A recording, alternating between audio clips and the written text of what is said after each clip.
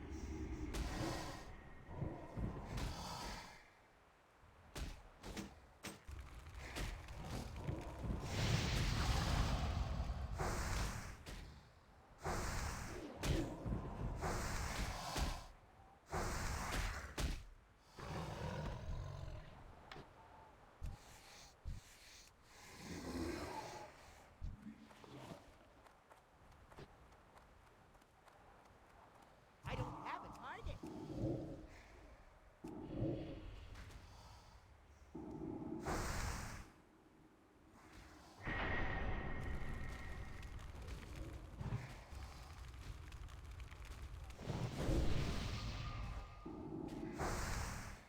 That's still recharging.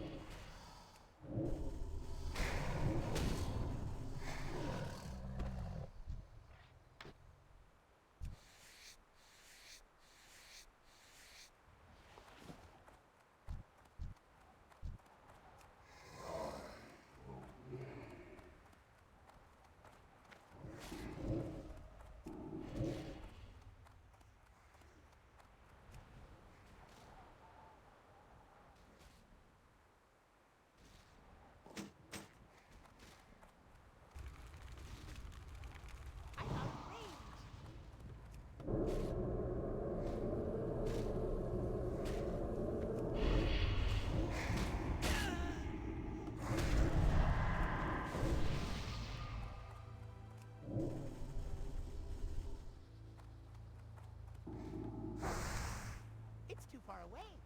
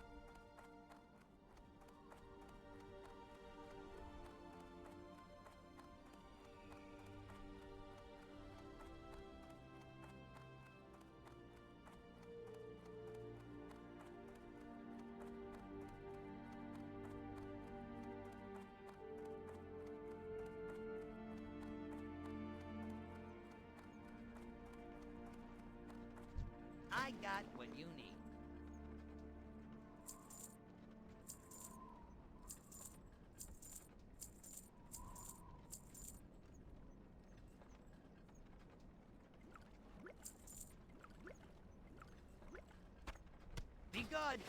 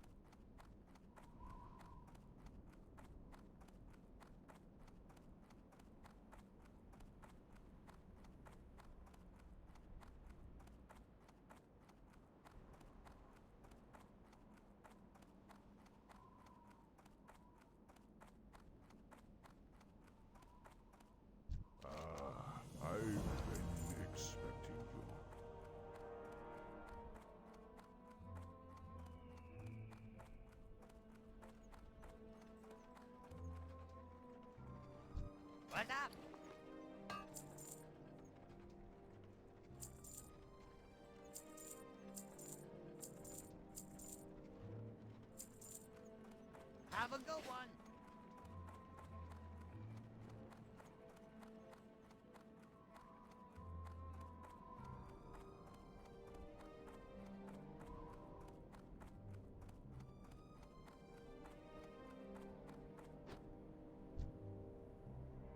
Greetings. Alrighty then. Talk to me. Watch your back.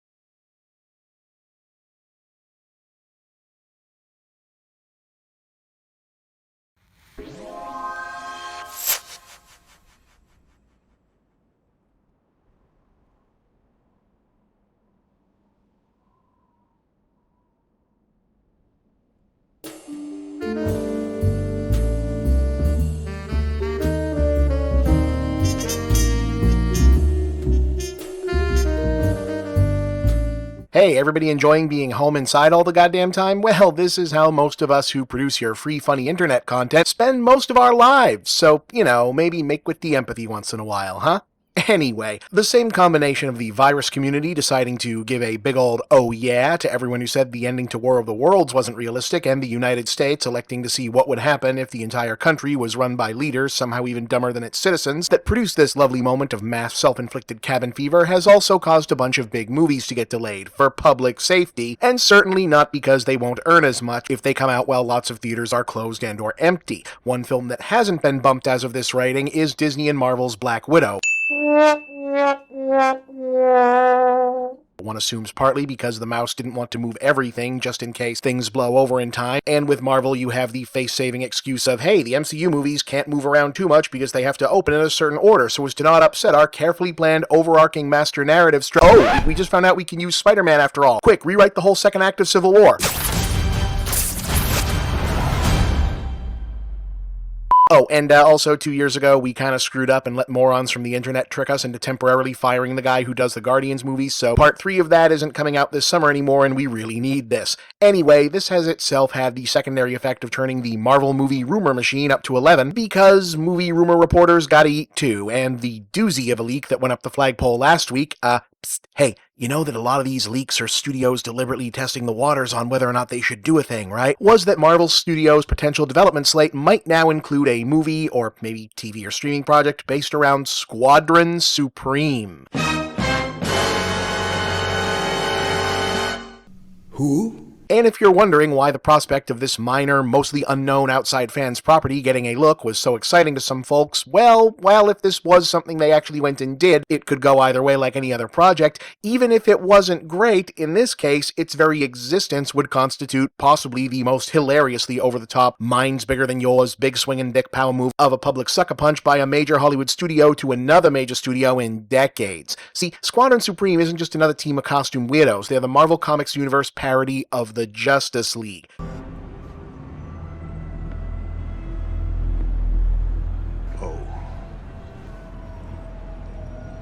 An entire collection of thinly disguised Brand X version of DC Comics' biggest heroes, essentially willed into existence for the express purpose of having basically Superman and friends basically get shown up, beat up, or both by the Avengers once in a while, and just like the real thing, eventually get hopelessly lost in self-inflicted continuity snarls that honestly even I have trouble keeping up with. Comics are weird! Alright, so Squadron Supreme was created by Roy Thomas and Sal and John Buscema across a set of 2 Avengers stories between 1969 and 71, originally appearing as an outright villain team from another dimension called Squadron Sinister, and then a different near-identical heroes who frequently get manipulated into being anti-heroes incarnation from another other dimension, and their gimmick is pretty much what it says on the packaging. They're just different enough stand-ins for the Justice League, purposefully rendered as obviously close to their original selves as was legally allowable, because hey, why not? There's been expansions and contractions and different versions of the roster since, but the usual membership generally consists of Hyperion, Nighthawk, Power Princess, Amphibian, Dr. Spectrum, The Whizzer, Skylark, Skrullian Skymaster, and my personal favorite, Wyatt McDonald,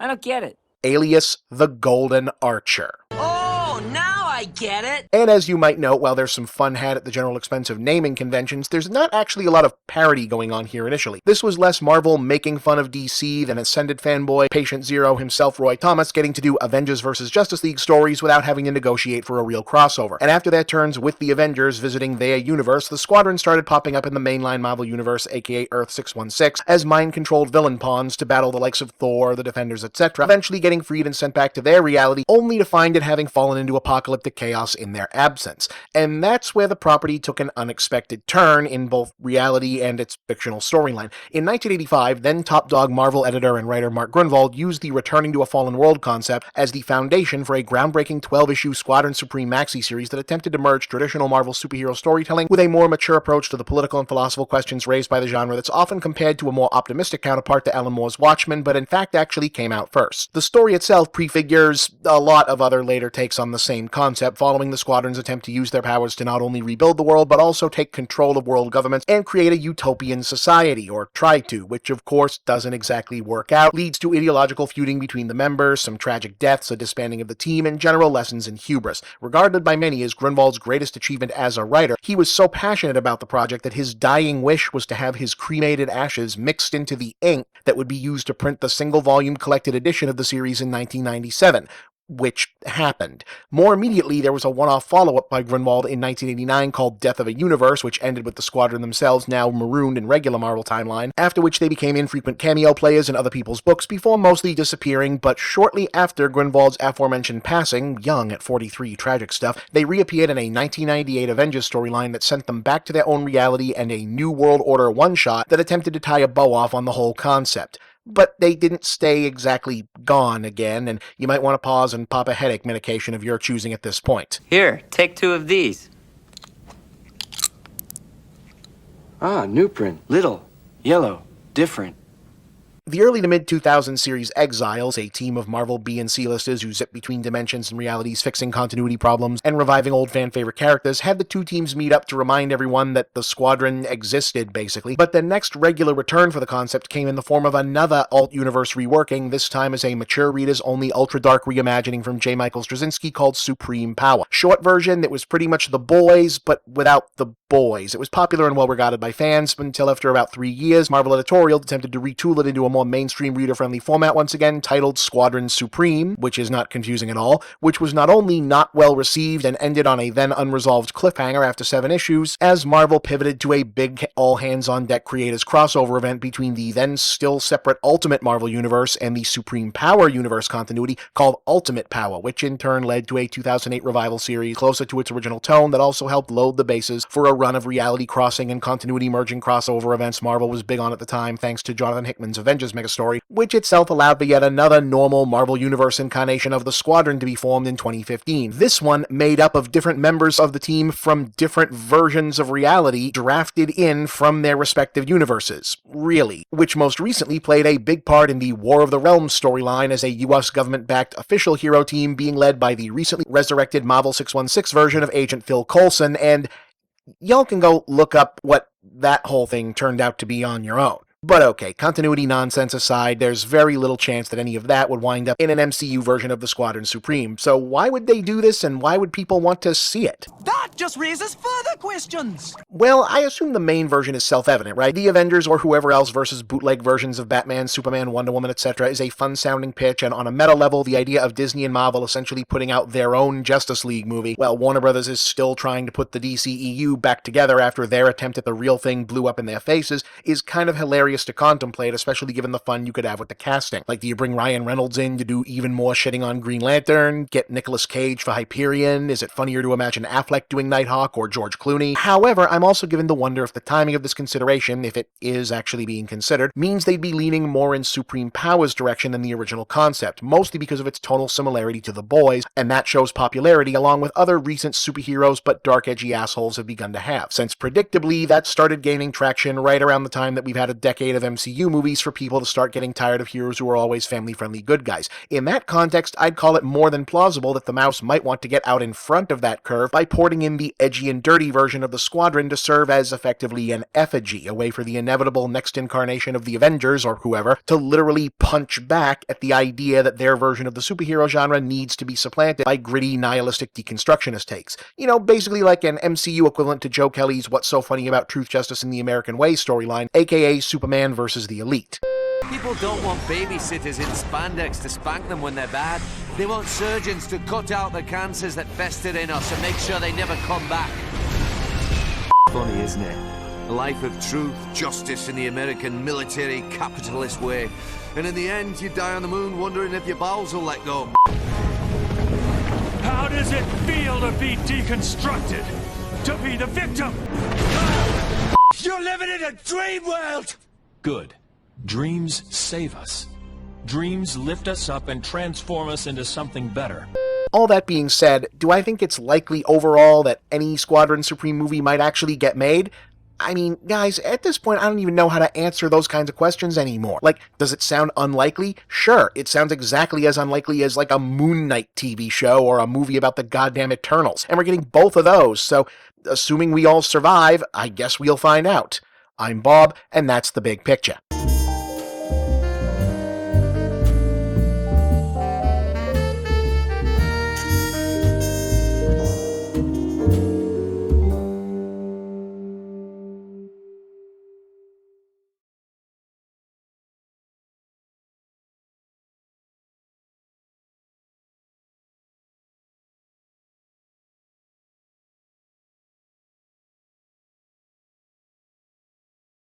For the foreseeable future, the way to get the best image quality and the lowest latency is going to be to game on a machine, be it a console or a PC, that is physically in the same room as yourself. But if for whatever reason you won't or can't get access to a physical gaming machine, cloud computing promises to bring the power of the enterprise data center onto a screen the size of your TV, your computer, or even your phone. But with so many services out there claiming to do basically the same thing, which one delivers the best experience? To answer that question, we brought a filthy casual and a seasoned casual who could probably also stand to take a shower. What are you saying? I'm saying that I'm a little bit more sensitive to latency than you. And I'm filthy? No, you're not filthy. But I stink like you. Private internet access has fast multi-gigabit VPN tunnel gateways worldwide. So if you're looking for a VPN, you can learn more about PIA at the link below.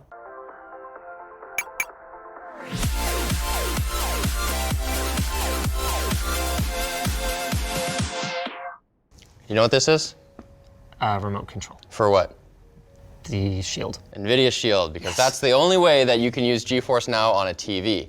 We're gonna start with GeForce Now because I think it's the simplest. Okay. You have games that you own and you wanna play them elsewhere. Perfect. And this helps. And you don't have a computer. You may not have a gaming computer, but you need to have a computer. Okay. You just pay NVIDIA for the privilege of being able to play anywhere. Or you don't pay. There's a free tier. And if you do pay, it's only $5 a month. Okay. We're using an NVIDIA Shield with an Xbox One controller, but what's cool about GeForce Now is the compatibility is pretty broad. So I could use any other supported Bluetooth controller, like a Shield One or a PlayStation One, and they've got apps for PC, Mac, and Android. Not iOS at this time due to Apple's restrictive game app licensing. Everything. Everything. So I'll open up NVIDIA Games, and so here's my library. Yeah, it's weird that there's no GeForce Now app, but here we are. It basically works by making you a gaming rig on their servers, like that you access from the cloud. So it doesn't matter if your game comes from Steam or Uplay, you install it to that virtual gaming rig, and then you play it here. This is cool. So if I didn't know, I would think that I'm just looking at Steam Big Picture right now. Now there is a caveat when it comes to game compatibility, and that's if the publisher or the developer has specifically blacklisted the game from running on GeForce Now, it won't work. As for why they're doing this, the justification, I saw a really interesting article from a smaller dev that was saying, well, we need to maintain control over how people are licensing and using our games. It's like, yeah, but GeForce Now is the closest thing to just a gaming rig that happens to be somewhere else that you bought a game and are playing on. So I think that justification is pretty weak, and they're just trying to milk more money from gamers. The thing that's frustrating is there's no definitive list of what games are available for GeForce Now. So your mileage may vary.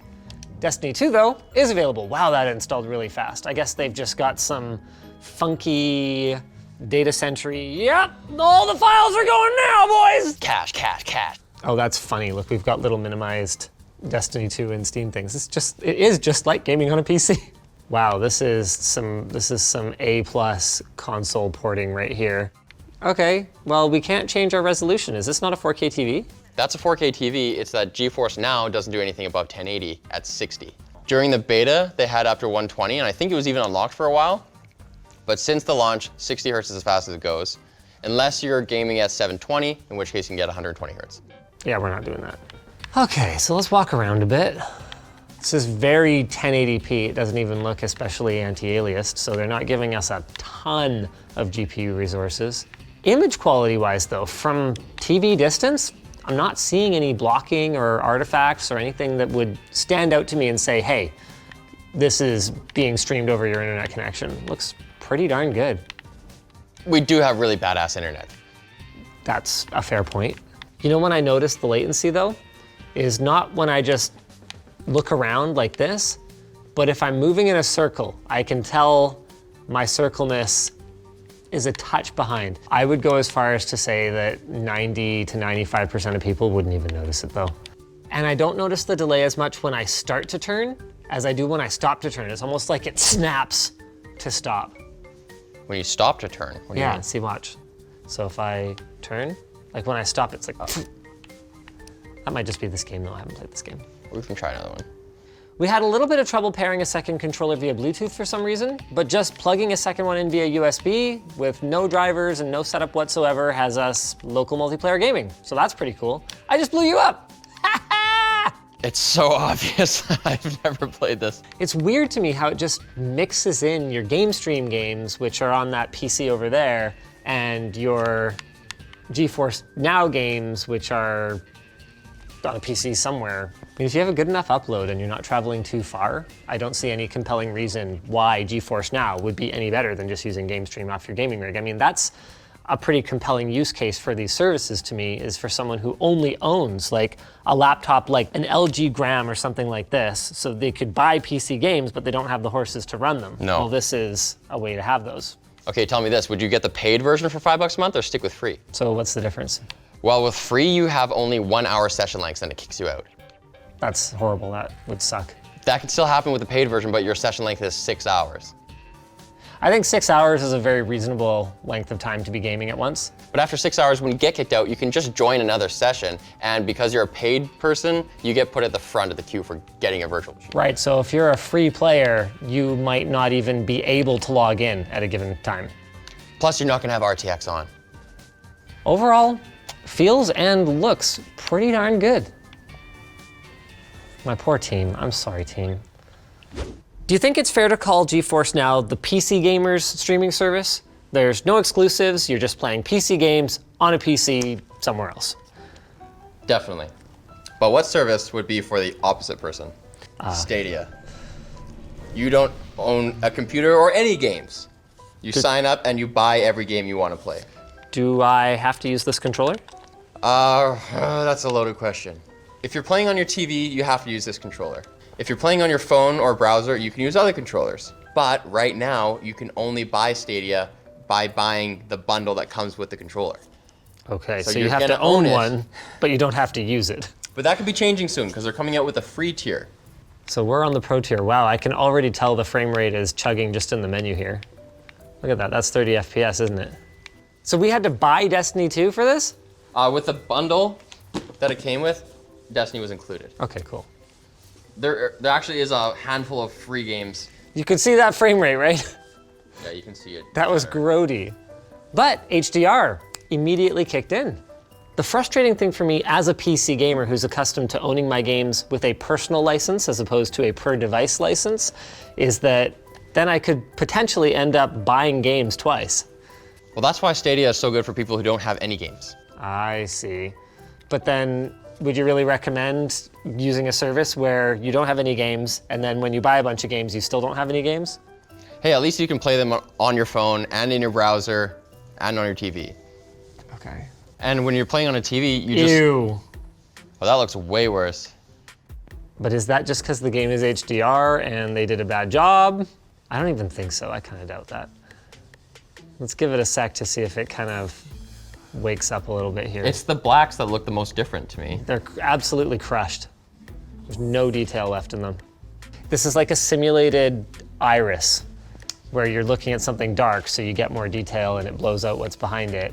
And then you look at something bright and you lose all the detail and what's right in front of you. So I'll try not to blame too much of that on Stadia specifically at this time. One thing I can blame on Stadia is that it looks like they're taking a pretty aggressive approach to anti-aliasing that is making everything look a little soft.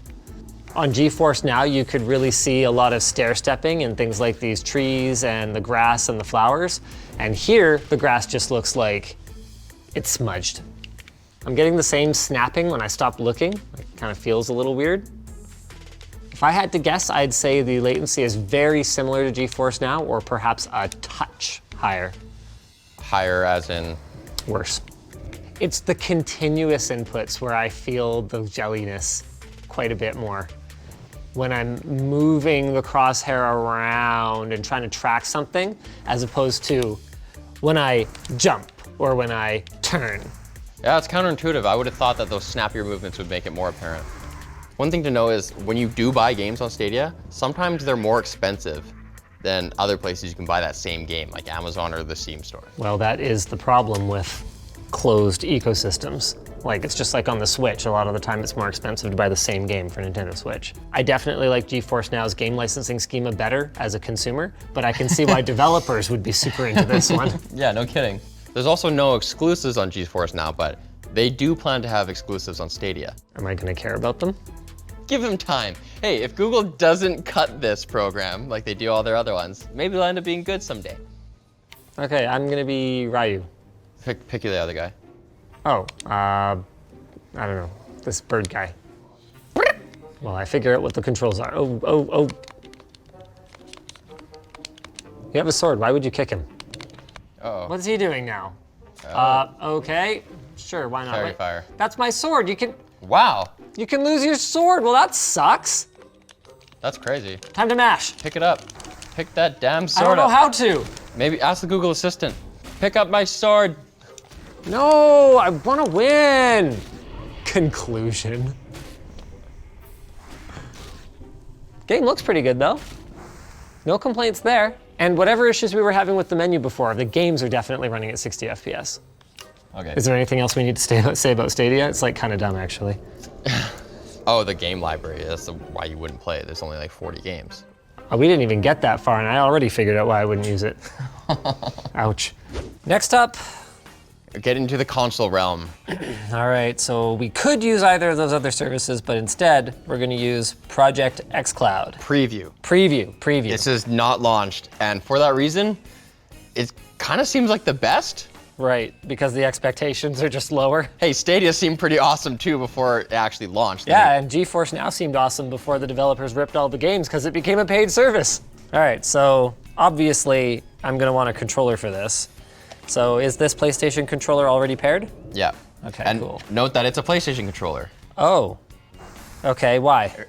Just to show that you can. Oh, I see, You can play Halo with a DualShock. Okay, so we should do that immediately then. So for now, it's... The slowest rocket ship ever. Sorry, I'll let you finish. I was gonna say it's on Android only. Oh, actually, technically it is on iOS, but through test flight. So it's only one game, Master Chief Collection. And it's limited because test flight has a maximum of like 10,000 users. Okay. But if you can get invited to this Xbox preview thing, you can just play Xbox games for free. You don't have to own them. You don't even have to have an Xbox. Wow. You just get to play Halo and other games on your phone. We're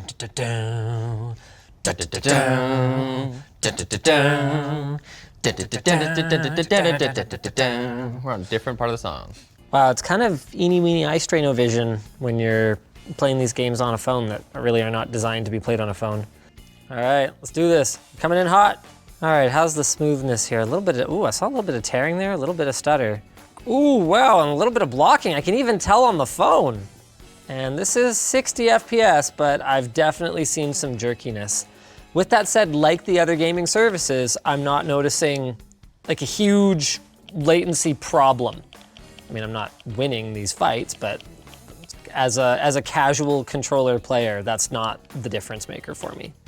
And this is over Wi-Fi too. Oh, that's another thing to consider is we're on Wi-Fi, so I can't even entirely blame Project xCloud for it. So controller compatibility seems like a plus. What about platform compatibility? I noticed we're not on the TV right now. Well, you're playing the preview, so they're starting with Android. Another thing we don't know is how this is going to integrate with Xbox Games Pass. What we know for sure is that it won't be like Nvidia's service where they're at the mercy of game developers that they have no control over to determine what's going to be on the platform and what's not. That's right, at the very least, they have their already existing library of 100 or 200 games from Xbox Studios stuff. How do I throw a grenade? Left trigger. Oh no, good heavens no. And I blew up my ally. Why did we use a PC specifically for PlayStation Now? Because it's only PlayStation and PC. There's no mobile element to it. Oh, I see. And is this subscription based? It looks like there's a lot of games in here. It's a subscription. This actually has the biggest library of games, over 800 games. Wow. From PlayStation 2, 3, and 4. That's freaking awesome. Oh, this is the oldest service. It came out like in 2014 or something. It's almost overwhelming to have this many options. Although, obviously, I mean that like in a good way. Sitting this close to it already puts PlayStation Now at a bit of a disadvantage. Well, if you want to play it on your TV, then just play PlayStation. That's fair.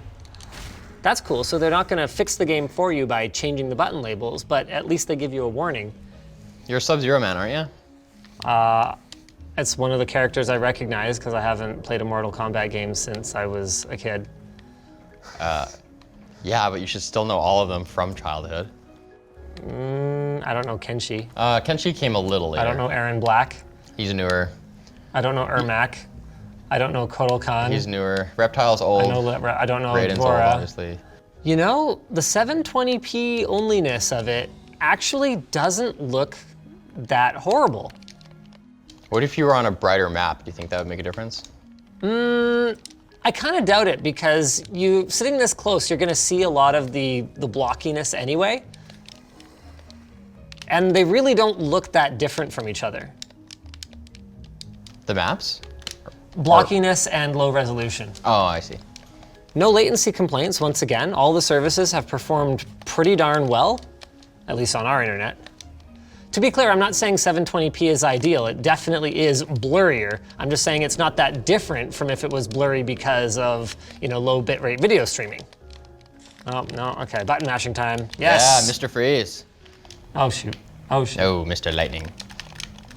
No, come on, all I need is one more button mashing sequence that works. Oh, and I'm dead. So what do you think? Do you think it's hard to choose which service to use, or do you think it's pretty clear? If you're an Xbox user, get xCloud. If you're a PlayStation user, PS Now. No, I think it's pretty clear, but not for that reason. I would just choose it based on the games that I want to play, because at the end of the day, isn't that what this is about? They're all using similar-ish technology to accomplish a similar thing. As far as regional differences go, you know, like whose data center is closer to you, the only way that you're gonna know for sure how that works out for you is to just try them. But for us, all of them are basically equal as far as that goes, so it's gonna just come down to what games I wanna play. For now, PlayStation Now is looking like the big winner in that regard with all those titles and an all-you-can-eat style, but cost-wise, it's higher than something like GeForce Now, which might be great if you already have a large library of games where the developers haven't decided to put restrictive licensing terms in place to prevent Nvidia from allowing them to work. And who knows how awesome xCloud's gonna be when it's fully implemented sometime. Does PlayStation Now have a browser version? No. Okay, well that's kind of a bummer. Does it have a Mac client?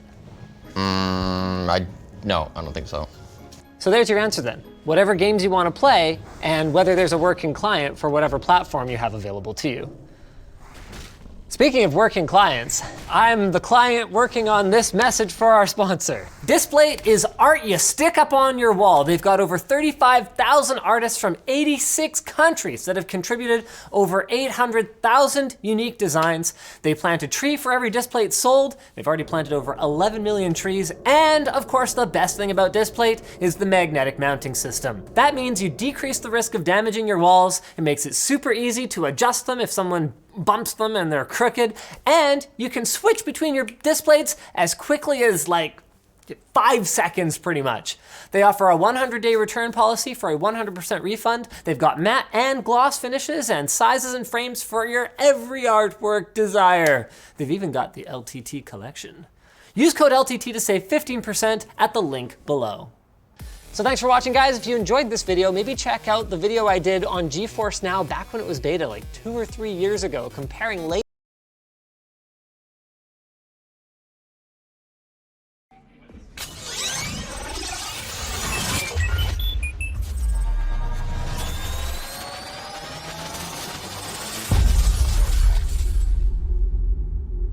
Hey everybody, and welcome to AGS News, the first of 2 videos this week. But first, a word from our actual sponsors. What? Ooh. Check it out. Spring break, sun's out, buns out, boys. It is so nice outside, finally. Yeah, let's go swimming. Yeah, can you ready?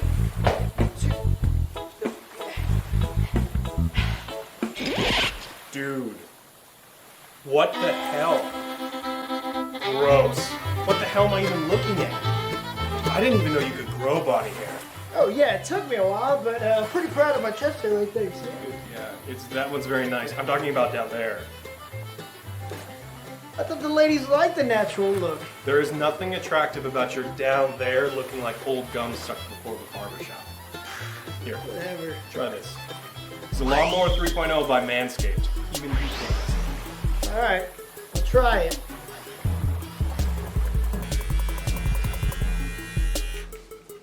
That was a lot easier than I thought. I don't even nick my family jewels.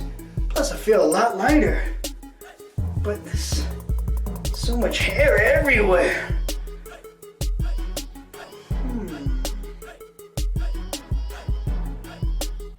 Joe! What's taking so long? I wanted to go swimming. What are you doing in there? Nothing! Oh, come on, man. The ladies are waiting for us. Keep your balls fresh and clean with the Ball Toner, Ball Deodorant, and the brand new Lawnmower 3.0 system.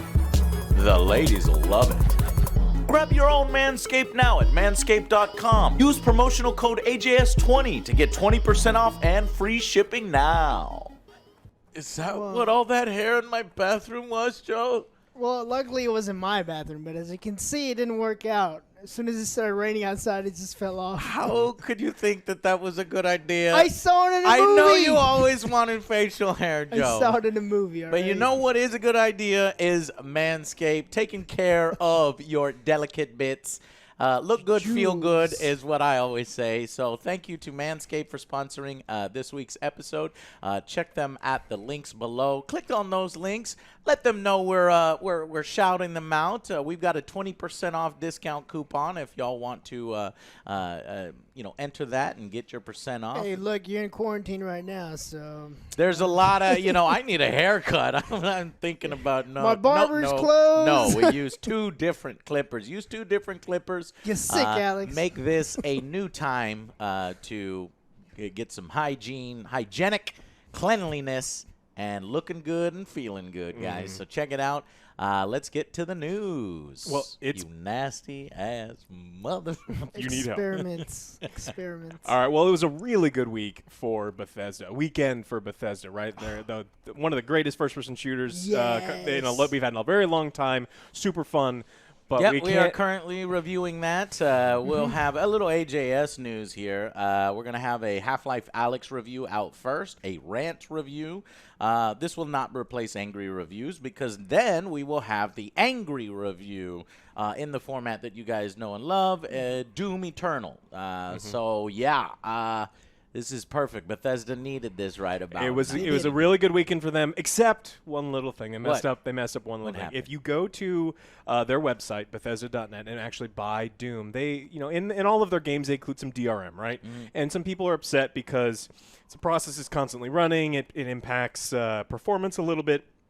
But if you bought the download from their website, in a folder they have an EXE version for Doom without all of DRM. And so normally it takes the pirates a little time to crack it, and they just you download it there, and it was just immediately there, and so people have the access to it right now. Like, You think go. You know, id Software is amazing, and Bethesda has kind of let them do their thing and let them craft the game, and it turned out fucking fantastic. We love it. We've been playing it till 2 in the morning every night on hardest difficulties, really hard difficulties, ultra violence and nightmare. That's why it's taken us a little longer. We didn't get a review copy from Bethesda, so give us a little bit of time to finish up the review on that. Yeah, but I almost feel like that was done on purpose by id Software. Do you think? Well, they've done it before, so this is the second time that's happened. Okay, this happened that's at a Rage Bethesda 2. thing. They happened with Rage 2. If you went to Bethesda.net and bought Rage 2, there was an exe left in the file on accident. That Everyone's is like, hilarious. "Oh no, that's the version that'll crash. It'll delete all your progress." Pirate leave trolls. it alone. Nope, there was no problem with it whatsoever. Okay. It's just someone over there just forgets to delete the DRM free version. So. You know, we thought we'd give him a little poke. I was curious whether you know ID hit it in there or whether it's a Bethesda fuck up. Yeah. You know, even in this game that is nearly flawless, and the way Bethesda handle it, it's potentially, now we don't know for sure how this has happened, which directions come from, but I'm leaning towards one particular direction. All right, the next bit we want to talk about GameStop. Now, this is a rough time for GameStop. There's a lot of businesses that are closed with the situation that is happening right now. Yeah. But Only essential businesses can stay open during this crisis. according to GameStop, they said, quote, "Due to the products we carry that enable and enhance our customers' experience in working from home, we believe that GameStop is classified as an essential retail and therefore is able to remain open during this time." Are you? Not to worry. I have a permit. This just says I can do what I want. Did Reggie say that? I'm going to go ahead and agree with them. I need my games. No, I'm playing.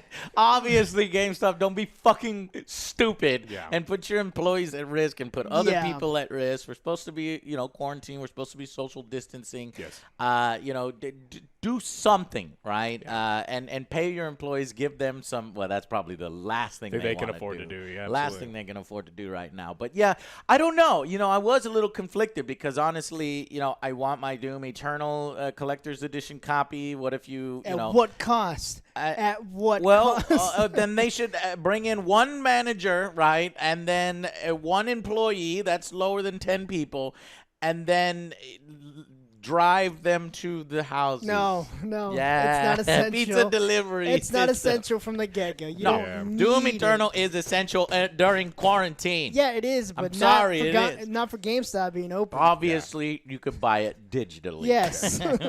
So they were originally were defiant, saying we're going to remain open, and then the government was just like, no, you're not, and so they're not. So then now they are. No, you're not. They're closed. I saw some signs. There's like some paper signs. I think it was in California that they said "shut the fuck up," and they put, or it was in New York or California, probably one of those. Yeah. And then they put this little paper sign that says, "Do not enter this store. This store is under quarantine and due to the virus and this and that." They said, you know, they locked it down because GameStop was trying to continue to make their money. People were upset about it. Employees were super upset because they didn't want to have to come in and get and be at risk to get it. And so GameStop actually thought this through.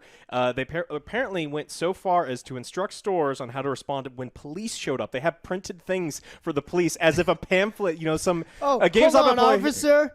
Hey, how are you? Next line. You are very attractive and handsome or handsome. Is there anything I can do? Wink, wink. It's not working. Yeah. Damn, GameStop. That is terrible. Desperate. Yeah. But at the same time, guys, what do you think? I mean, like, I'd need to be able to pick up my pre-order copy of Animal Crossing and Doom Eternal. Not mine, because I don't fucking order from GameStop. You know, I do a lot of it digitally now, or I'll go to Best Buy. That's where I bought my collector's edition. But how would y'all feel if you couldn't play Doom because your copy was over there? I would feel bad. But how would you do it? Bethesda.net has DRM-free Doom.exe, I hear. So tell me in the comments, what do you think about that situation? Maybe they just let them in one at a time, like HEB does, a grocery store or something like that.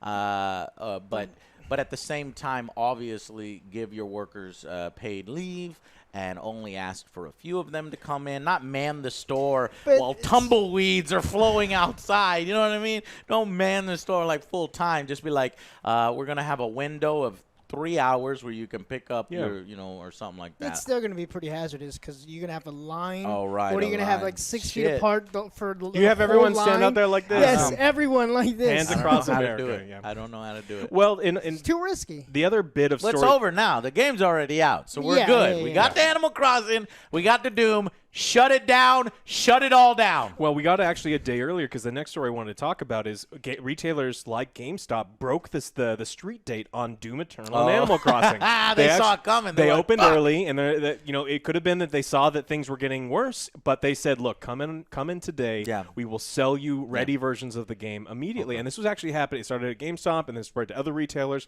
and a lot of places were I like, don't know how y'all feel about that, but I say, fuck it. Fuck it. I mean, a lot of these, release dates are arbitrary anyway. This is a crisis. You want to get these games before you're going to go into fucking self-isolate and quarantine. It's good so for if it's a business. day or two early, big fucking deal, And did they not get the permission of the publishers? There was nothing. to I do looked it? everywhere I'm for it. There pretty was sure there they was did. nothing mentioned about them having the ability to do so, like from giving the nod from Mm-hmm. Nintendo. But Nintendo's really crazy about making sure that the street dates are held and that Yeah, their but information that's isn't in normal leaked out. circumstances. Yeah. These are not normal circumstances. Yeah. You're holding it so that the retail and everybody has a fair chance to have their products on the shelf, and the consumer can make a decision between the product. This is not that situation. The situation is you've got the copies. We need to go self-isolate. Before we You're gonna close close down. your fucking stores down. Give me my goddamn copy of Doom. This situation's real easy because there's nothing you're gonna spoil in Doom, because guess what? You're the Doom guy, demons are gonna die, and you're gonna win. Animal Crossing, you cannot finish in one day, right? So it's a 300+ hour long game. I think the reason that the people are so crazy about street dates is for things like spoilers, twists and turns in stories. Yeah. There's none of that here, so I didn't have a problem Right. with them breaking the street Yeah. date. Actually, there was a bunch of people like, "Go get it now." It's like, I'm not gonna go to GameStop right now. We No, already I paid. didn't It's want like, to. Yeah, with a bunch of ass people over there. Hell dirty no. people. No, absolutely not. But I did eventually pick up my copy of Doom Eternal, the collector's edition, which was so worth it for that helmet. That helmet We're going is to use that in badass. the review. And Best Buy was pretty much deserted, so I guess I got lucky there because I was like one of the only people in there picking up my Still game. open? And they were like, Oh, it was "Hey, super. Yeah, Joe." it was open. It was packed. I went in. So Eric and I went in there to go get Animal Crossing, and there Which was one? Best Buy? Yeah, Best Buy. Yeah. So maybe GameStop is probably like, well.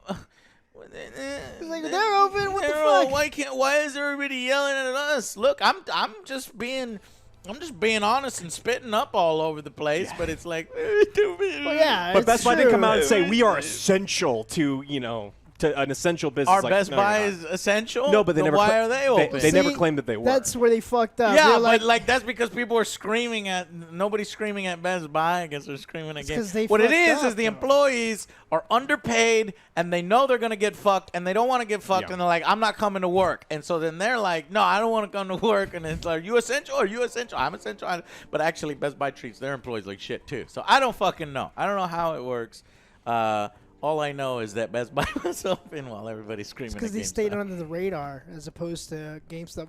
We're essential. It's like, oh, you're a fucking idiot. You're You an just drew idiot. a target behind you.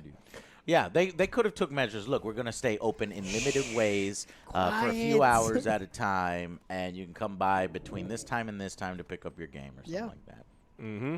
Well, you ready for a real piece of work story? Piece of work story. So the new Twitch ban, Caseytron Cavinas, made some interesting comments on Twitch regarding the world, saying that something about spreading, Something. sickness. The world would be a better place without old and poor people. If he had the coronavirus, would you kiss him? Yes, and we would leave quarantine and we would try to spread it as much as possible because the world would be a better place without old and poor people. Oh my God, Casey! What the fuck? I saw the video. Her tone was obviously sarcasm, but somebody obviously took it way wrong. It was.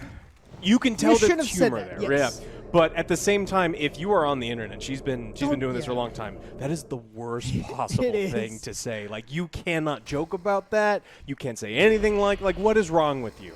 And so there's a pretty big backlash on her Twitter, and then she tried to explain that the reason that it's okay is she uses humor because both of her parents are recovering meth addicts, and it goes on to explain why she did what she did. And I'm just trying to take this all in right now. I ask my audience, please remain calm and rational. It's like, wow, you do not know how the internet works. How about you remain calm and rational? Yeah, you can't say stuff like that. Killing old people and sick people would be better off. Obviously, you want to say, in a sensitive time like this, at the height of the sensitivity, you need to be smarter than that. Yes. But honestly, I don't fucking Terrible give a shit. timing. I don't want Terrible to timing. put this fucking news story about it on here. God damn it. Whatever.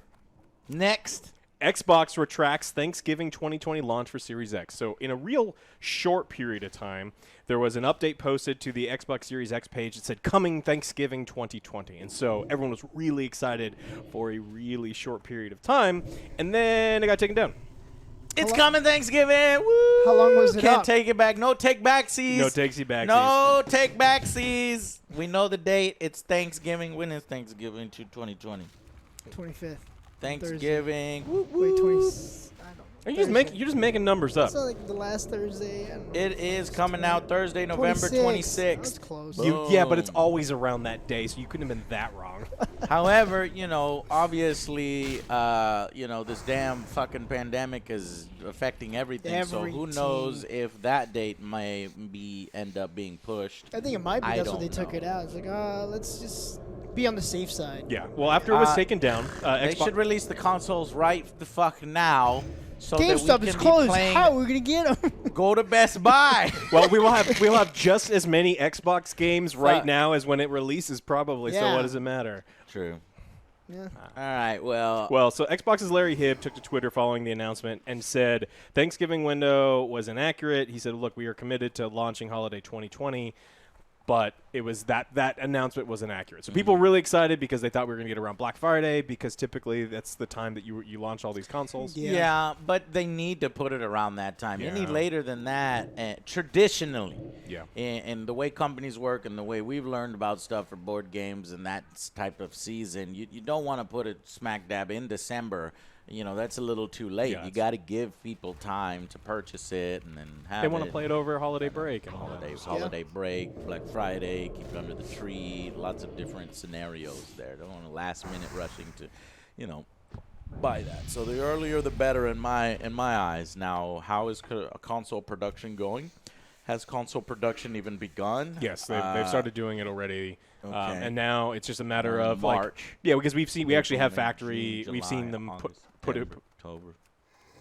So yeah, 6 months. It's just a matter of shipping them all over here. Yeah, and well, making more of them and plenty shipping of time to get them all done. Yeah. If they started now, I have no idea. Yeah, absolutely. Cool. Well, it's been kind of a short week for news. So Yeah. not a lot of. Everybody's inside playing the games. Hopefully you guys are safe. Yes. Yeah. Wash your hands. We got a little overloaded there with 3 games all at once. We were working on Ori, Will-O-Wisp, and then we got a copy of Half-Life Alyx with the VR headsets. Thank you to Valve for that. With the Valve Index. So we wanted to play through that, and honestly, that game was so much fucking fun that we just played through that. And then the fact that Doom is a lot longer than I thought. Doom is substantial. And plus, we are dying. We're trying to 100% the whole damn game. Too. And we are literally doing a 100% run. I don't know why we're doing it, but I don't want to. You want to. I know, because I'm just fucking enjoying the game so much. It's like I'm a gamer too, in addition to fucking reviewing things. Yeah.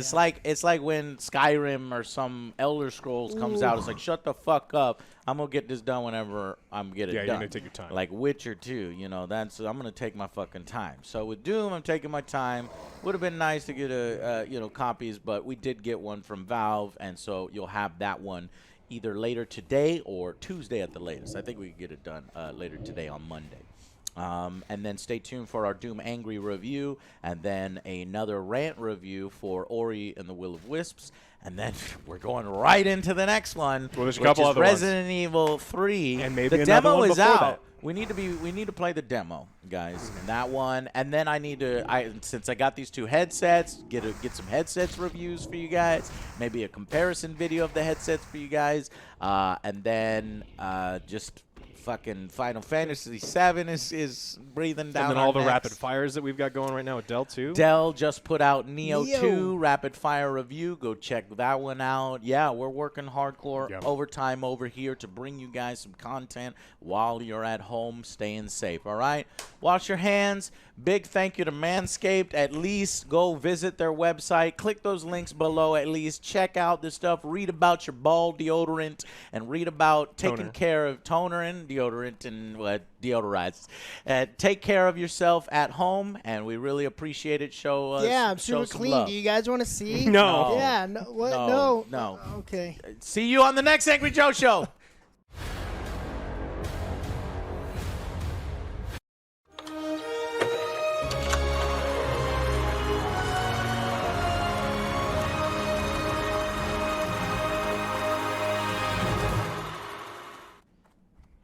Hey guys, we can see you.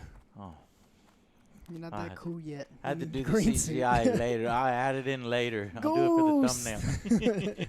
Guys, you can see me, but in The Invisible Man, you couldn't see him in The Invisible. That was one of the worst intros I've ever done on this show. You tried. Yeah, it was good. You tried.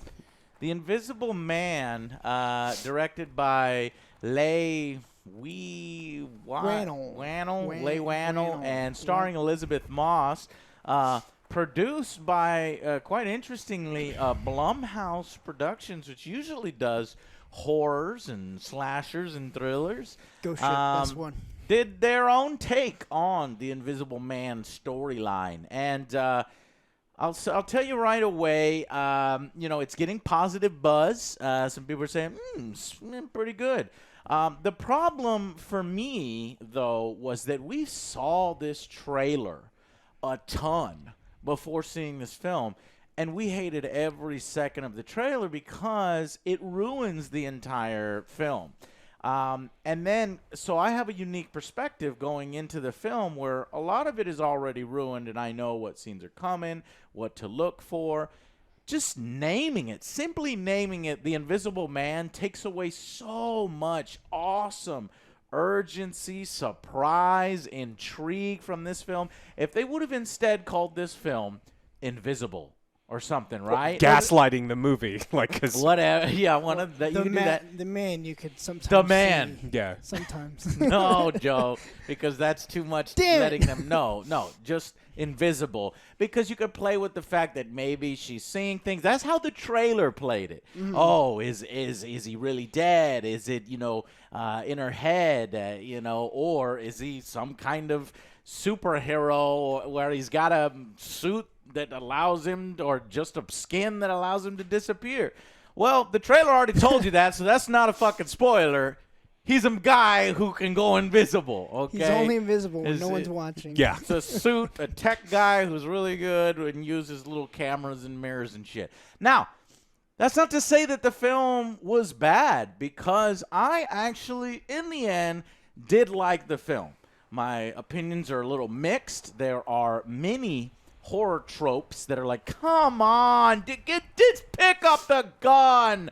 Yeah. Or, oh my God, are you serious? Is that what's, I will talk about those in spoilers. There's a lot of them. There's a lot. So hopefully, if you can, with that I will yours. stop. I will remember what I can, and I will not say Okay, so, but ultimately, I did like it. I checked my time. Usually when you look at your phone, that's a bad sign.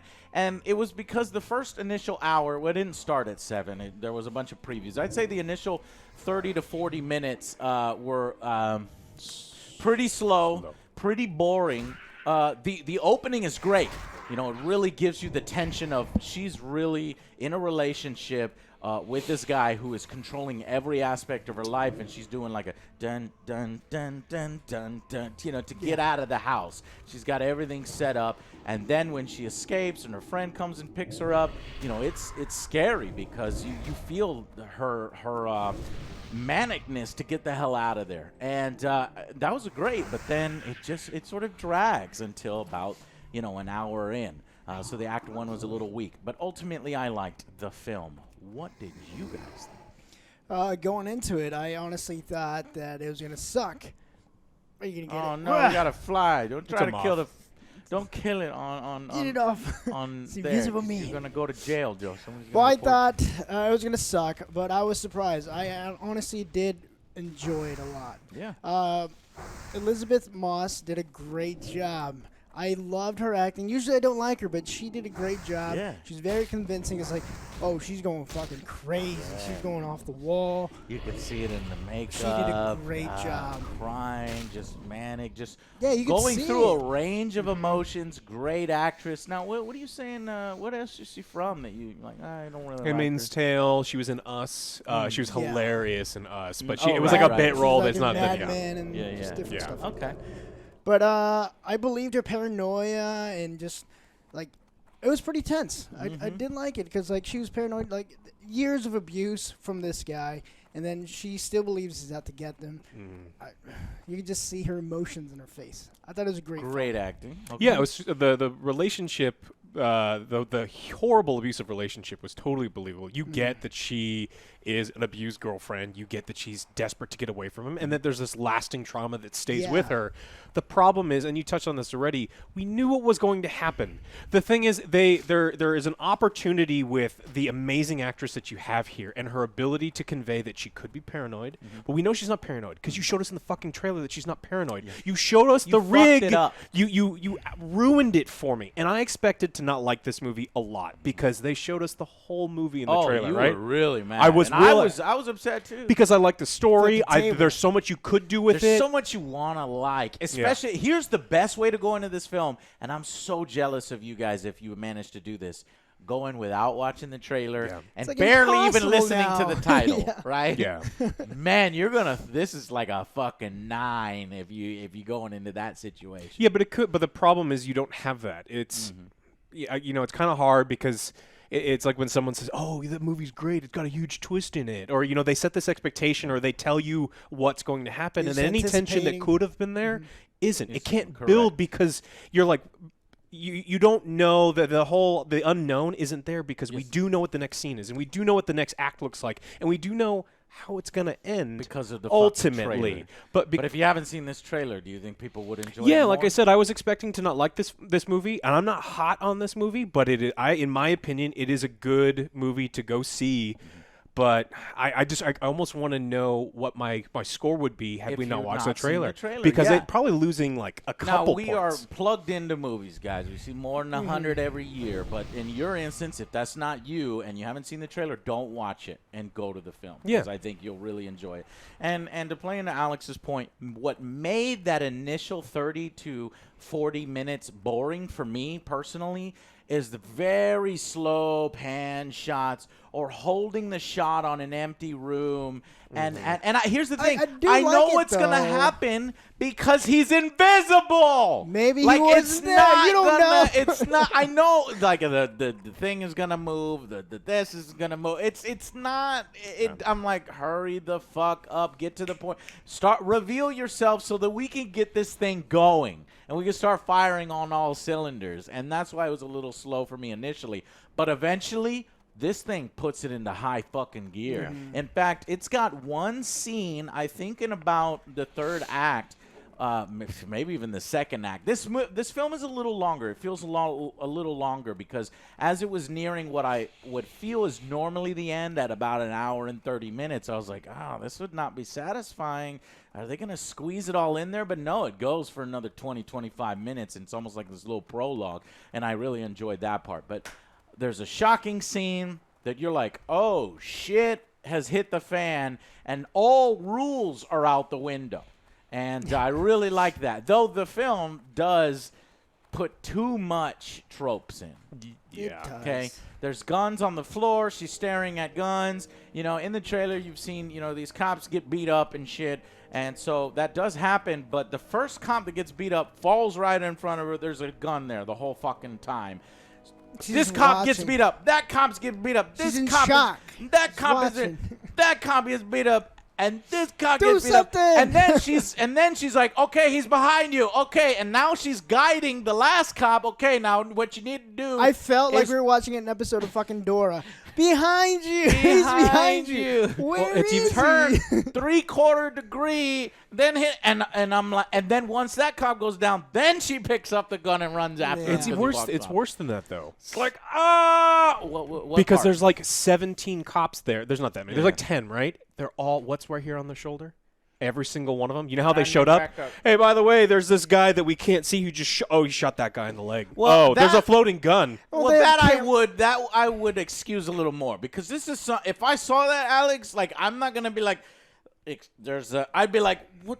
How do I fight? And I would look around, like, how am I going to interact with this thing instead of calling for backup? But you're right that there's cameras everywhere in this hospital, and there are other people, at the security desk, and they're like, "What the fuck is going on?" It's a jail. Hallway. It's not even a hospital, right? Oh, it's a mental. I think it is. But but there's cops there because it's you're there because you kill people. Down just in case. Yeah. So there's a lot of those moments that you're very, very frustrated with, but if you can get over those small moments, there are other juicy nuggets of surprise that the film will surprise you. Yes, you've seen the trailer. Yes, it will ruin your experience a little bit. You're like, yes, get on with it. And some of the tension is sucked out if you've seen the trailer. But it does offer something. In its last hour, I was fully entertained. So, what else? We talked about and I liked the characters. That's another thing. I liked the relationship. James, who's this officer, who is her sister's. Emily or Emma? It's her sister's boyfriend, but here's another problem with the film. I never felt like her sister's boyfriend and him were like a couple. Are they actually a couple? Yes, I think so. I think they're just friends. Or maybe they're just friends. I think they were just friends. But they don't act like friends at all. Yeah, it is. But that relationship is slightly weird because her sister disappears. Her sister is an integral part of her life, and she's helping her get away from this abusive relationship. But then her sister disappears. Well, now they do have an explanation a little later on, but that's not it, and we'll talk about that in spoilers. It's just like the film forgets about her sister for a little while. Well, that's good because I hated every scene with the sister in it. She was beyond walking trope in a horror movie. You get in a car, someone just escaped somewhere, and she's like, "Let's go." No, I'm going to stop here. She's like, let's go now. And he's like, all right, I'm going to. And then later on, like that whole email, like, well, I don't want we'll get into spoilers. Everything about the sister is terrible. Okay. So we've got that, but we do like the relationship. We do like the cop, the daughter. You're pulling for the characters. Yeah. You're pulling for Elizabeth Moss's character, and she was great. Yeah. And then, obviously, this film is titled The Invisible Man. So there is a certain amount of suspension of disbelief that you have to give the film. I didn't have a problem with that, though, at all. Okay, well, we'll talk about that in spoilers. So let's just go directly to the final verdicts. Who wants to go first? Final verdict for me is going to be a 7. I really enjoyed the film. Okay. The trailer did kind of fuck it up for me. But I did like how it played to Elizabeth Moss. Her strength was being amazing actress. The isolation that the Invisible Man was doing to her and just making her go crazy. Yeah. That was top notch. Oh, yeah. Yeah. But I didn't like certain aspects. It was kind of slow, very tropey, and that screeching noise. I don't know what it was. Oh, the electronics? I guess so. It was driving me crazy. Yeah, I don't think that the person who did the There's like sound more was like good. I think that was more for like a jump scare. Oh, yeah, jump scares. Yeah, there was you didn't screeching need during that. jump Fog horns and weird loud noises. Yeah. Okay, 7 out of 10. Alex? I'm going to go with the 6. Elizabeth. Slightly above average? Slightly above average. It could be an even more enjoyable film, maybe if it wasn't ruined for you. So you may like it more than I did. Yeah. I think that it is so jam-packed with unbelievable, and they're little things, right? But there's so many of them that it's harder and harder to overlook. It's like, oh, okay, well that's convenient. Oh, okay, that doesn't make any sense, and they start to wear on you. That when an insignificant one happens, you're just like, come on. Let's try to get them all for you in the spoiler section. So my final verdict, I'm gonna go into Joe's territory. It's a 7 out of 10 if you have seen the trailer.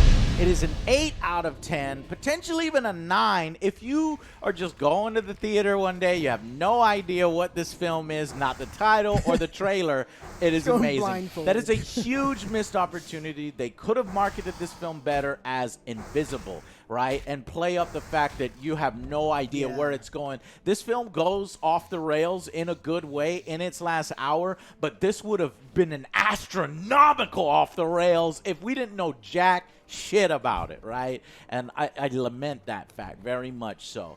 Anyways, guys, it is one that I do think that you will have fun at the theaters with, so go check it out. And, yeah, we'll see you in the spoilers section. Thank you so much for watching. Click the links below. It's like the last week to get the man.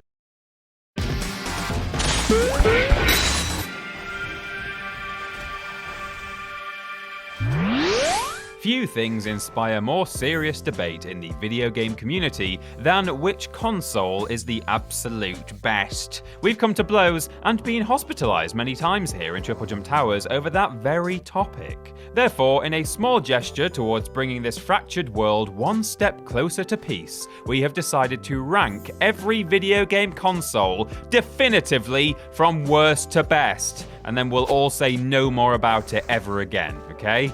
But Peter, how will we be doing that?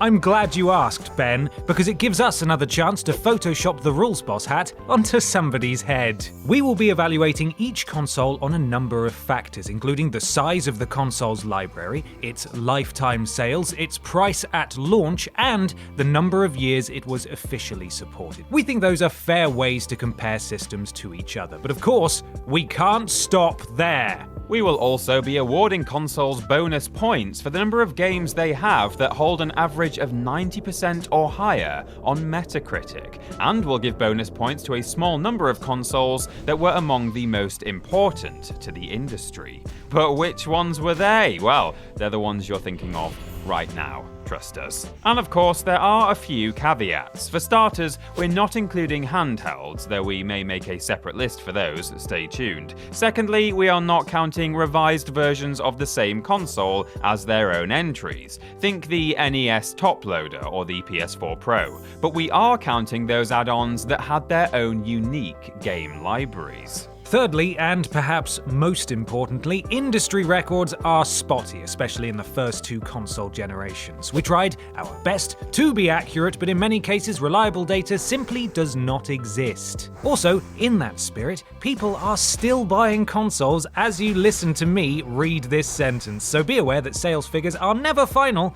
and have likely changed a bit by the time you watch this video. Let's rank them. I'm Peter. And I'm Ben from Triple Jump, and this is every video game console ranked from worst to best. Are you ready? Number 92, first generation, 1972. Yes, we are treating the entire first generation of video game consoles as a single entry on this list. Why? Well, I think we can all agree 92 entries makes for a long enough list, and there were more than 680 games consoles released in the 12-year period we call the first generation. That's around 5 new consoles released every month, more than 1 per week. It was without question an era of quantity over quality, not least because nearly every system was a clone of Atari's Pong. Maybe we could call them Pong Souls.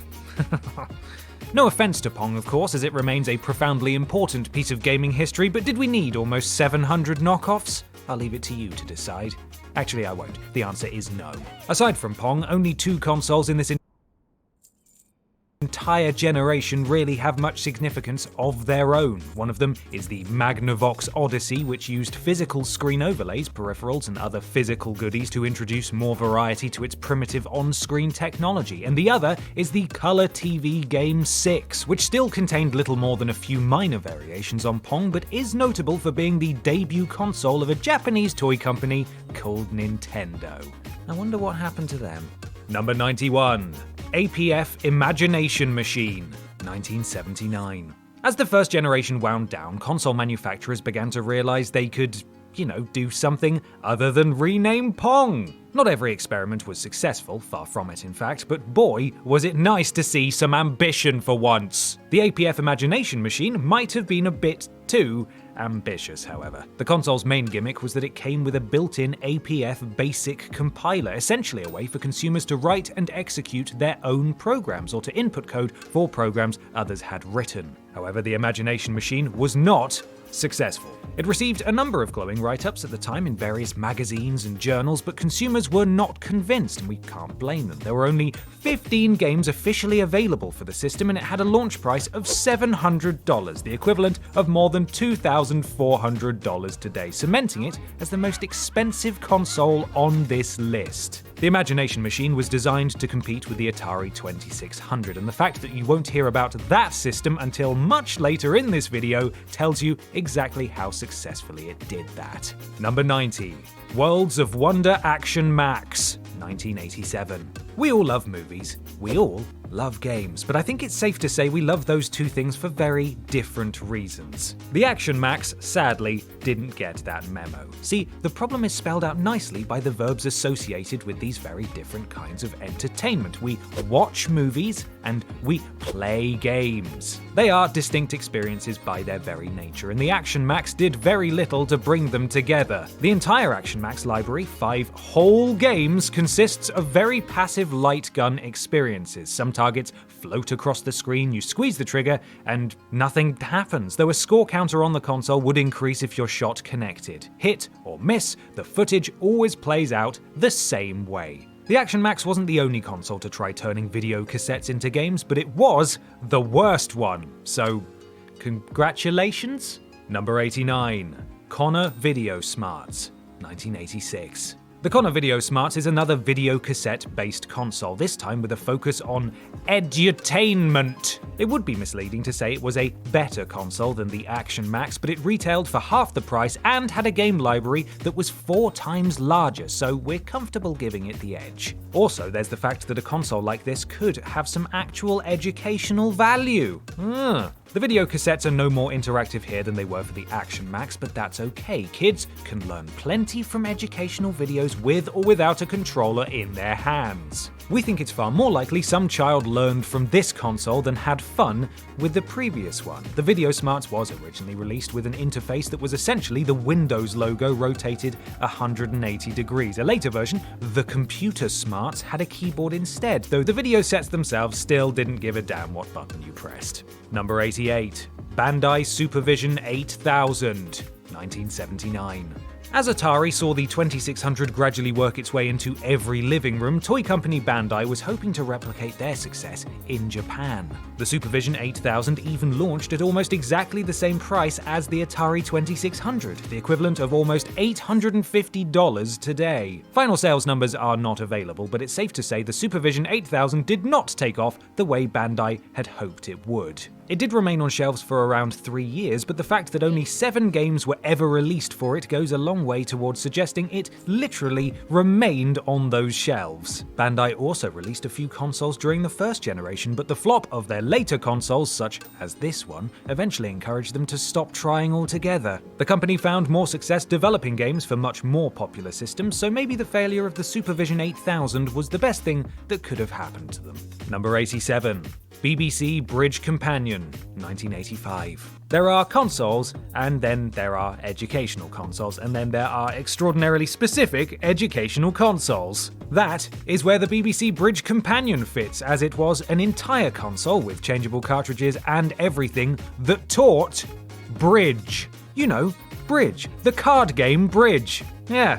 With that in mind, it's actually quite impressive that a full 9 titles were released for the system. The fact that the console was only on the market for around a year and had such a narrow focus might cause you to suspect that the BBC, yes, that BBC, didn't actually intend for the system to have a future, and that it was just intended as some sort of one-off novelty. The Bridge Companion's game titles, though, proved that that wasn't the case, as a few of them were marked as being the first in a series with no further entries ever released. Someone at the BBC obviously planned for the Bridge Companion to have at least some kind of future, and I'm sure you will all agree gaming is much poorer for the fact that it didn't. Number 86. Takara Video Challenger, 1987. Look, another console revolving around video cassettes. That's sure to be good. Yes, once again, you watch videos on your television and shoot at them, should you feel so inclined. There's not much more to say about the Video Challenger itself, though there is some interesting trivia that sets it apart. For one, the included gun didn't just deal damage to the foes on screen, it could take damage as well, with players needing to point their gun away from attacks to avoid them. For another, there was cross-promotion with the anime Transformers The Headmasters, allowing viewers to fire at Decepticons in the opening credits and rack up a score. It's a sort of fun feature, we will admit. Oh, and also, with only 7 games released for the system and none of them any good, advertisements for the Video Challenger ended up showing footage from completely different, incompatible games. Hell, if you can't sell a console on its own merit, sell it on someone else's, right? Number 85. Gakken Compact Vision TV Boy, 1983.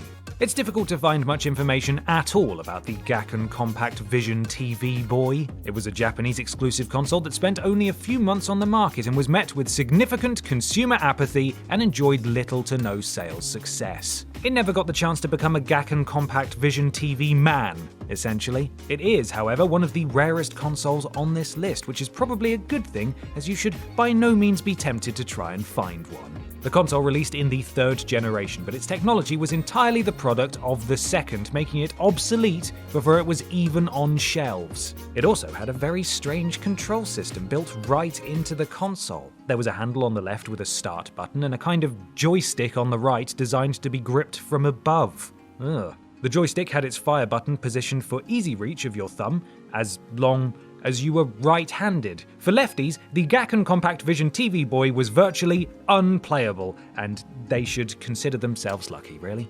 Number 84. Mattel Hyperscan, 2006. Gaming is a rather expensive habit, which is why we're taking cost into account on this list, and as much as we'd love to buy absolutely every game and console that catches our eyes, we also have to pay for food and shelter and other ridiculous things like that, for God's sake. It says a lot then that a console that sold for only $70, about $90 today, with games that cost a mere $20, could barely shift 10,000 units. In fact, towards the end of its life, the Mattel Hyperscan was discounted to $10 and games to $2, and still, nobody bought it. Not that this flimsy plastic card reader masquerading as a games console deserved much more attention. The Hyperscan struggled to even load its own software, and the interminable wait to boot up the games was actually more fun than playing any of them. Only 5 games were released for the system, and it was discontinued in just over 1 year. Number 83. Unisonic Champion 2711. 1978. You've already seen a number of consoles on this list that failed right out of the gate, so it says something when the National Video Game History Museum singles this one out as being born dead. The Unisonic Champion 2711 isn't just primitive by today's standards, it was primitive in 1978 as well. And if you think we're exaggerating, well, first of all, how dare you? And secondly, we're not. The system was only able to display playing card icons and white text. In fact, it could only display uppercase white text, and the background had to be green. Needless to say, that severely limited the kinds of games that could be developed for the system. 21 titles were released, all of them either focusing on cards or arithmetic. How fun. The system sold for the positively idiotic equivalent of $600 today and was rightly laughed off the shelves in under 1 year. Unisonic even attempted to sell it in Japan, rebranded as Casino TV Games, but it did no better there. Thank God. Number 82. Casio PV-1000. 1983. Casio's first video game console was a victim of being too little, too late. It is technically part of the 3rd generation of consoles, but its graphics and sound capabilities are far more in line with the 2nd generation. Now, of course, graphics and sound aren't everything, but they are 2 things the system didn't do well, and they're also not the only 2. There were just 13 games released for the system. Many sources claim there were 15, but 2 of them never actually made it to stores, and it was pulled from shelves after only a few weeks, never to leave Japan. It's likely that Casio realized very quickly that the PV-1000 was doomed. After all, this console released a mere 3 months after 2 others that put it to shame, those being Sega's SG-1000 and Nintendo's Famicom. Those 2 companies were pushing the industry forwards, and the PV-1000 represented little more than an unwelcome step back. Number 81.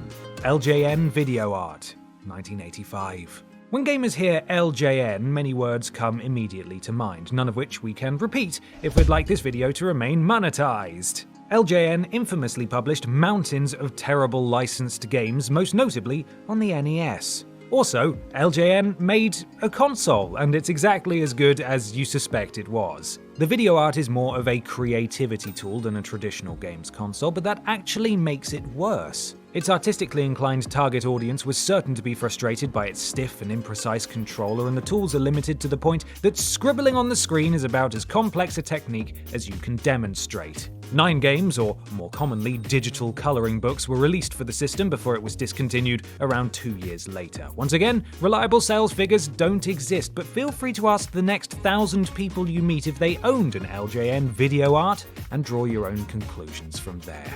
Number 80. Bandai Terabiko, 1988. The Bandai Terabiko combined our two favorite kinds of consoles. It's educational, and it uses video cassettes.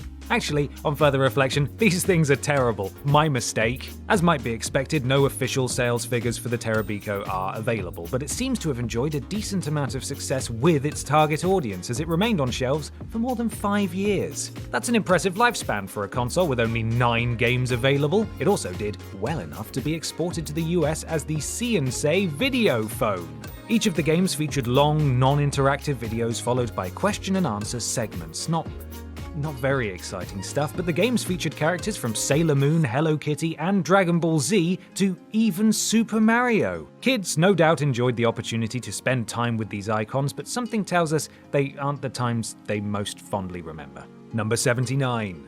VTech Socrates, 1988. It's quite low on this list, but even we have to admit the VTech Socrates is the absolute best console of all time, to be named after a Greek philosopher. Actually, we should give the Socrates its due. It was an educational console, which means it should be held overall to a different set of standards, but its games still looked pretty good. It also relied on a genuinely impressive early attempt at digitized speech, as a cute little robot offered guidance and instructions. Hello, let's learn and play together. What's more, the system used a wireless keyboard, something quite advanced for 1988. The Socrates was even priced well, with a system going for today's equivalent of $280. Only 9 games were available, and as near as we can tell, the system was discontinued a year or 2 after release. That is unfortunate, but the Socrates at least lasted long enough to make it to Germany, where it was rebranded the Professor Weiss Alles, I think. Apparently, it roughly translates to Professor Knows Everything, and that is fantastic. Number 78. Viewmaster Interactive Vision, 1988. For many of you, Viewmaster will be a familiar name. It was, and still is, a toy allowing children to view stereoscopic images, usually in the form of film embedded into cardboard discs. We'd like to say that Viewmaster's experiment with a video game console is no more impressive, but the fact is, this console is actually quite cool. The Viewmaster Interactive Vision is easily the best of the video cassette-based consoles. A low bar to clear, we admit, but Viewmaster cracked a problem the other consoles didn't. The company worked out how to make pre-recorded footage actually feel interactive. The videos ran as normal, with the interactive game elements overlaid on their own layer. That's a clever solution. Sadly, however, the system saw almost no support. There were 6 games starring Jim Henson's Muppet characters, 1 Disney game, and sod all else. The Interactive Vision left the market in under 1 year, but we have to admit it did the best with the technology it had. Number 77. VTech V-Flash, 2006. VTech tried their hand at an educational console again in the 7th generation with the V-Flash. It would be difficult to suggest that the graphics or sound capabilities were impressive for the time, as they were far more in line with the PlayStation 1 than anything actually on the market in 2006, but they were certainly serviceable, and it's always nice to see edutainment that actually looks, well, edutaining. Entertaining. Stupid word. The price was fair, going for the equivalent of $150 today, and the games featured characters children actually liked, including Spider-Man, SpongeBob, The Incredibles, and Shrek. It was certainly a more appealing purchase than most of the other educational consoles on this list, but we know that isn't saying much. One interesting fact is that the games used very simple copy protection, which made piracy quite easy. This would have been an issue for VTech had anybody at all actually cared. Number 76. APF MP1000, 1978. The APF MP1000 is the very definition of an also-ran. Released with little to nothing that set it apart from consoles already on the market, the system floundered, understandably unable to find an audience. Only 13 games were ever released for the system, and we're being generous by counting Rocket Patrol, which was built into the console itself. And hey, since there's not much to say about this one, let us clear up one common misconception. Many sources online claim that the controllers were not detachable from the system, but they were. Admittedly, they were hardwired to the console, but they were still detachable. So ends Triple Jump's lesson for the day. Huh? APF did attempt to salvage the MP1000 by releasing the Imagination Machine add-on, which itself was about 3 times the cost of the console, and it allowed consumers to use the MP1000 to do their taxes and manage their personal finances. You know, things that really get gamers excited. Number 75. Capcom Power System Changer, 1994. Capcom is one of the original classic game developers, and it's no surprise that at one point they dipped a toe into the home console market as well. In fact, Capcom was in a great position to do so. By 1994, the company had a number of hit franchises under its belt. What's more, Capcom's games were popular staples of arcades everywhere. Why not bring their own arcade hardware into the home? It was a concept that couldn't fail, and yet it did. But why? It's honestly difficult to say, though cost was almost certainly a factor. Perhaps surprisingly, the console itself was priced competitively. It was the games that were expensive, costing around $300 each. Considering each one was essentially an arcade cabinet without the cabinet, that might be understandable, but it was also well out of many players' price range. The Power System Changer was discontinued after only 11 games were released, having never left Japan. Number 74. Funtech Super A-Can, 1995.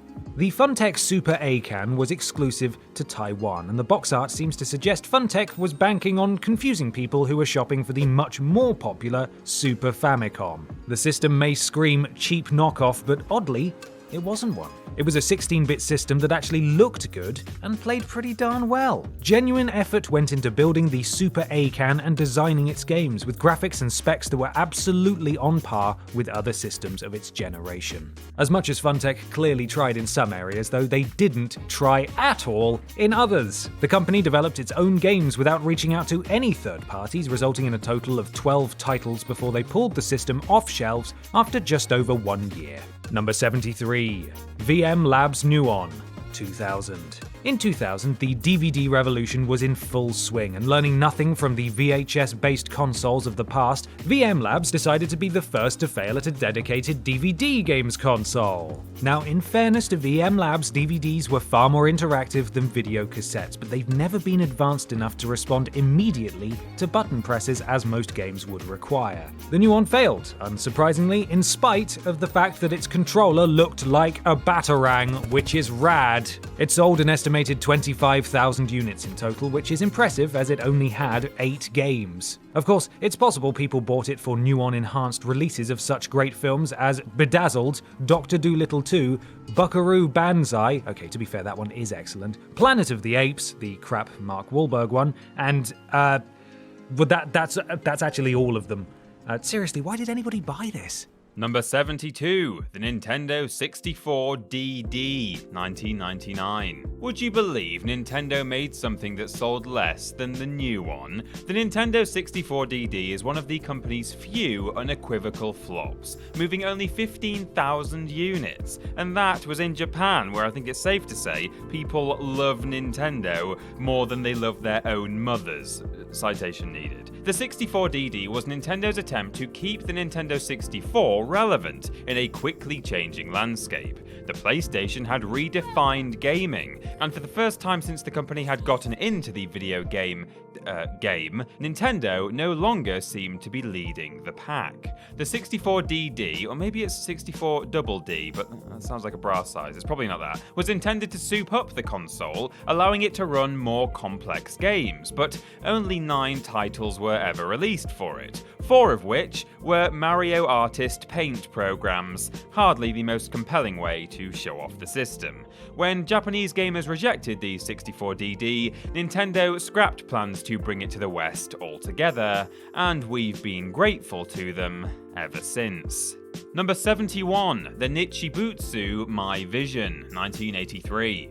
Japanese company Nichibutsu made everything from office equipment to yachts, and they were not averse to trying new things. The new thing they tried in 1983 was releasing the most boring games console in all of human history. The Nichibutsu My Vision is a console designed for playing electronic versions of board games, despite the biggest draw of video games being the fact that they aren't board games, especially in 1983. For the insane price tag of an equivalent $450 today,